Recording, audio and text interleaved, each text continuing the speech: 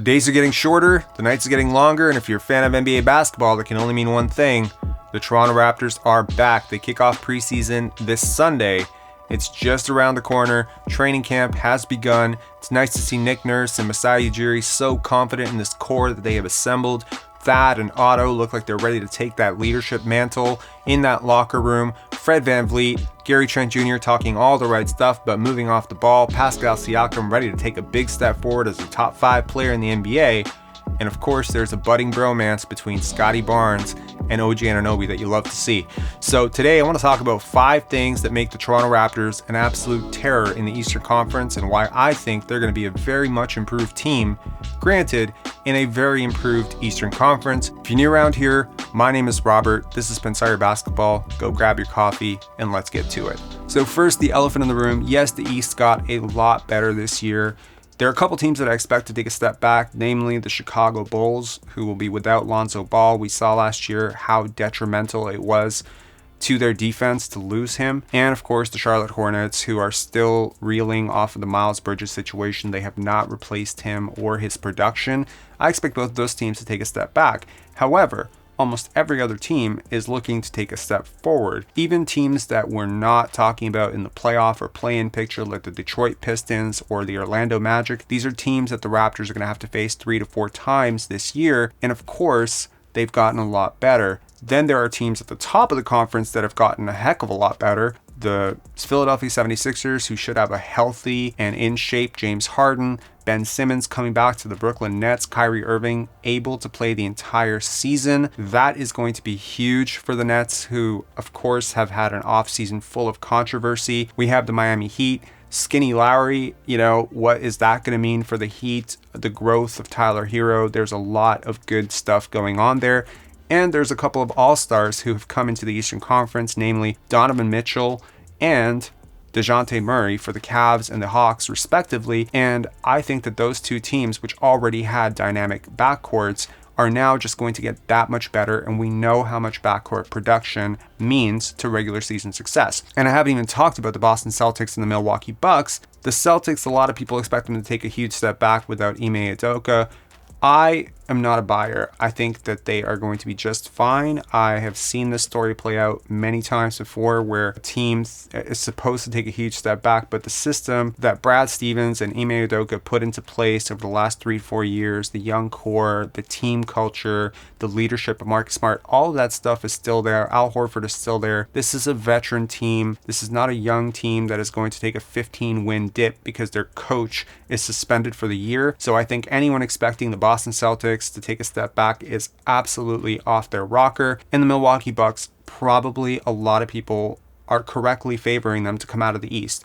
That's a lot of competition. We haven't even talked about the Knicks with Jalen Brunson. Is it possible that a very good team is going to miss the playoffs? It's not possible. It's almost a certainty that a very good team is going to miss the playoffs in the East. But let's talk about why I don't think that the Raptors should be worried, and why I think that the Raptors are going to get a heck of a lot better despite not making quite the offseason splash that some of the other teams did.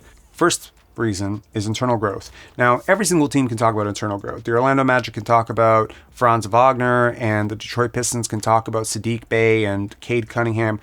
But I think the Raptors are uniquely positioned each year when it comes to the internal growth equation for a few reasons. Number one, they don't really have any core pieces that are expected to be over their prime or past their prime. Every year we see 6 or 7 players who were either all-stars or, high-level starters that just take a massive step back. I don't expect any Raptor players to be in a position to be in that situation. I also think that this team just has an organizational culture of growth. Like, there's a lot of work that has gone in from the coaching staff, whether it's Rico Hines or Nick Nurse or Trevor Gleason in Summer League, that this is just a team that nurtures growth. And we can always talk about potential with young players, but the truth is that not a lot of young players really get drastically better over a summer. I think the Toronto Raptors could have 3 to 4 players this season that take a massive step forward, and probably no players or one player that takes a step back. All of that baked in of course, means that the Toronto Raptors, without making any real significant changes other than Otto Porter, could be drastically better, bringing back almost the exact same group of guys. So the second reason that I think the Raptors are primed to blow away people's expectations is continuity.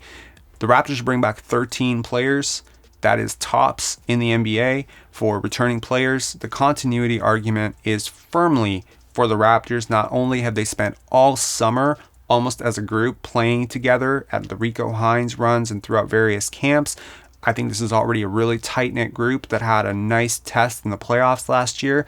But bringing back all of the core pieces and not having to integrate anyone, the only new player that you really have to integrate into your core 9 is Otto Porter, and who better to integrate than a super smart guy into your rotation and a veteran, whereas other teams in the East are going to be implementing, very ball-dominant players who have never played with those players before. So Donovan Mitchell is going to have to learn how to play with Evan Mobley and Darius Garland, and Ben Simmons has never played a game with Kyrie Irving and Kevin Durant. And every single one of these teams is going to have an adjustment period that could be 20, 30, 40 games. And during that period of time, I think the Raptors could build up a cushion. So even if, yes, coming close to playoff time, all of these teams will be on equal footing because they'll all have had a time to get to know each other, I think that getting off to a 10-2 or a 12-2 start as opposed to a 2-8 start or a 2-10 start is going to be a huge advantage when it comes to playoff positioning. And look, I think the play-in is going to be exciting in the East, but personally, in a one-game situation, do or die, I don't want the Raptors anywhere near the play-in situation. It's, one guy gets hot and suddenly you lose a season. So I think that a hot start could be the reason the Raptors avoid having to go through the play-in. And if you're a Raptor fan, that should be a really comforting thought right now. So the third reason that I think the Raptors are ready to blow people away is positional versatility. Now, positional versatility was always a strength of the Raptors last season, but I think they've only gotten better. Not only did OG Anunoby, probably the most versatile defender on this team next to Scottie Barnes, not only did he miss half the season last year, and let's hope he's ready and healthy, they've also added in Otto Porter, who is another very versatile defender. And let's not forget, they really only had Thaddeus Young for the second half of the season last year. This year, he's had some time to get used to this team. Adding Thaddeus Young and Otto Porter Jr. to the bench just means that whatever Nick Nurse has been trying to do with this positional versatility of 6'7", 6'9", everybody, that only becomes a lot easier. And I think that with the growth of Delano Banton, another guy who fits that equation, and possibly you see guys like Malachi Flynn and Kem Birch and Goran Dragic last year, guys like that who don't really fit this vision, sort of falling out of the rotation. I think the Raptors are just able to double down on a lot of what they're doing defensively and offensively. So when it comes to positional versatility, of course, a lot of people talk about the defense, the ability to switch everything. It's really a sexy term in the NBA right now and a concept that not a lot of teams can really do. But I think what the Raptors really have going for them is positional versatility on offense. The ability to take a guy like Scottie Barnes or Pascal Siakam and put them at the 1 and not lose a step defensively or offensively throughout the rest of your team. And now having guys like Otto Porter, Juancho Hernan-Gomez, guys like this that can actually fill up and be shooters and provide some space. Well, now suddenly you have teams that are just not geared to match up with these, really big backcourts. Like, you could realistically run out Scottie Barnes and OG Anunoby as a backcourt. And I don't think you suffer offensively in terms of creation with that backcourt. But then the other team, which may feature a backcourt of Trae Young, Trae Young and DeJounte Murray, or, Darius Garland and Donovan Mitchell, they have to actually match up with that. And I think that's where the Raptors really have an ace in the hole. It's going to give an already very creative coach just more tools to be creative. Speaking of that, the fourth reason that I think the Raptors have a huge advantage in the East is Nick Nurse. Rico Hines has been a great addition. Obviously, we've all spent the entire summer, binging these Rico Hines runs. I think he's a really stabilizing force in the locker room and a really good guy to have around. But of course, the coaching staff, it doesn't go a step without Nick Nurse. And I think that Nick Nurse, 4 years removed from being hired, I think he is now in a place where he has gotten the team that really fits the identity of the basketball that he wants to play. And if you're a rival team in the NBA, that should be a very scary thought for you, because this is a guy who, due to his creativity and intelligence and brilliance as a coach, has been able to work around situations maybe where he had players that maybe he didn't want to play as much. I don't think that I've seen a more Nick Nurse team than the current 2022-2023 Toronto Raptors. I think he's been given the tools to do what he wants to do. And look, I have a tremendous amount of respect for him. I love everything that I heard from him on Media Day about moving Fred and Gary more off the ball. I think that's exactly the way to go. And if you've been watching this channel for the last year, you know that I have been screaming for Fred VanVleet and Gary Trent Jr. to be more off the ball. And the fact that it's actually happening, that Nick Nurse is pushing for it, that he's talking about it, that Fred and Gary have bought into that, I think it just means that this team played, maybe out of necessity, they played a suboptimal way last year. Now you have the pieces in place. Scottie Barnes is a year older. OG Anunoby, hopefully a little bit better, more developed. Pascal Siakam is back. You now have the tools through internal growth and, of course, through additions to actually play the style of basketball that Nick Nurse really wants to play. And to those people who think that Nick Nurse, as creative, offensive, and defensive coach as he is, if you think that Nick Nurse's version of great basketball is watching Fred VanVleet dribble up the court and dribble around pick and rolls for 20 seconds, you're crazy. Obviously, he sees the vision. I think the entire organization is on the same page when it comes to this. The vision of Scottie and Pascal being co-creators of this offense. And I think that this is just going to, absolutely make the Raptors a different type of team than we've seen in years past. And finally, let's talk about that organizational stability. Look, we have seen an entire offseason of organizational controversy, be it Joe Tsai, the ownership, and everything that's gone on with the Brooklyn Nets, whether it's Robert Sarver being potentially forced to sell the Phoenix Suns. Of course, we have Ime Udoka and that whole controversy, and the Boston Celtics organization.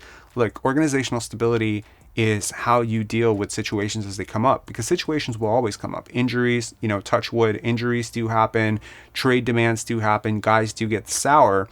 But I have found over and over as I track organizations that it is the teams that have solid leadership up top that are able to weather the storm when something inevitably does happen. Now, there are a lot of things that could happen and go wrong for the Toronto Raptors. Fred VanVleet could get very sour about the fact that he's getting fewer touches and that he's probably, had his last All-Star game. Gary Trent Jr. could become sour about the fact that he doesn't have a contract extension. Cam Birch, Malachi Flynn, maybe they complain of being out of the rotation. Maybe, there's an injury that happens, or maybe OG Anunoby is still unhappy with his role on offense. Every one of these things are potential situations that can sour a locker room. We saw that last year with Los Angeles Lakers. These are human beings at the end of the day, and all of these egos need to be massaged, and there needs to be a sort of cohesion and synergy between the front office, the coaching staff, the training staff. And I've always felt that over the last 9 years under Masai Ujiri, this team has had a level of stability not usually seen among sports teams. So I am very excited to know that unless something crazy happens, that the Raptors will not implode this season, that there are leaders in this locker room, that there are leaders in the front office and on the coaching staff that are equipped, both personally and professionally, to deal with these situations as they come up. And I think that that's not something that I can say for most of the teams at the top of the Eastern Conference. I do believe that as I have seen teams grow, that it's sometimes these small little things, the adjustments on how you deal with certain coverages, how you shore up a certain, matchup deficit, how you change your locker room dynamics. These are the things that sometimes have a compounding effect on the rest of your team. And I think the leadership of Thaddeus Young and Otto Porter is going to be huge for this team. I think the growth and maturity of some of the young veterans is going to be huge. And of course, I think Scottie Barnes is ready to take a huge step up. So I am really excited about the season. Let me know in the comments below what you're looking forward to most this season. Let me know if you have an estimate on how many wins you think the Toronto Raptors are going to have. Let me know about all of that. Now, The other elephant in the room, yes, it has been a long time since I've made one of these videos. It's been 45, 46 days. I'm scared to even count at this point. On August 15th, we're supposed to shoot a feature, and I fully expected that I'd be back to making videos on September 2nd or 3rd. 3 days into that feature, I busted my ankle, and it was a weird process. Like, I'd never been through an injury before. Sprained my ankle, fractured my ankle, still sort of hobbling around. And by the time September 2nd came around, it felt like a year of my life had passed since the last time I made a video. And then when I sat to make a video, well, it's true what they say, when you don't use it, you lose it. I really didn't know how I was supposed to do it. I'm watching these old videos and I'm like, how did I used to just talk to the camera about basketball? And of course, for those 17 or 18 days that I was on set, I also wasn't watching anything. So it was like really tough to catch up on everything that had gone on in the NBA. I'm like, oh my God, if you're not actually following this every single day and checking up on things, you absolutely, there's like almost no way to catch up like on 17 or 18 days worth of news.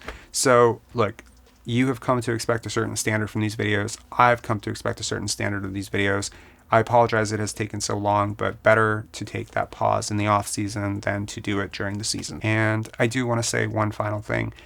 Last week, a really close friend of mine passed away, Robert Cormier. Some of you may know him from Slasher on Netflix or Heartland on CBC. Rob and I worked together, directed him in a feature called The Intersection, which is coming out later this year. And we worked together as programmers for Pendance. I am the founder of the Pendance Film Festival, for those of you who don't know that. And Rob was a programmer for Pendance. So we worked together closely from 2017 to 2019. And Rob meant a great deal to me and to a lot of people. It was crazy to see what an impact he had, and he was just 33 years old. So yeah, I want to send a prayer out to his family, to his 3 sisters, to his parents, and to his grandma, and to everyone who knew him. Rob meant a lot to me and to a lot of people, and he was a really good friend, and he was a really warm and caring person, and he will be sorely missed. I don't want to end this video on a sour note, so I do want to say thank you to everyone who stuck around to the end of this video. Please hit subscribe, hit notifications, share this with a Raptors lover in your life. Let me know in the comments below if you're excited about the Raptors season, who you're looking forward to seeing the most, and perhaps most importantly, what do you think will be the outcome of this season? Do you think the Raptors are sneaky contenders? Because let's be honest, if Pascal Siakam becomes a top 5 player in the NBA, I don't see a lot that's stopping the Raptors from being at least as competitive as some of the teams being mentioned as contenders. So let me know in the comments below what you think the outcome will be of this season. I'm really excited for this season to start. I think it's coming at a brilliant time for me in my life. I want to thank everyone for sticking around to the end of this video, and of course to those of you who are returning viewers of this channel. I apologize for my sabbatical and my hiatus, and we are back to regularly scheduled content, and there will be a few more videos this week. So definitely, if you have not hit subscribe and hit notifications, please do that. Not only will it keep you updated on when we release the next video, but it also helps the channel out a lot. Talk to you later. Have a good one and enjoy the weekend. Bye.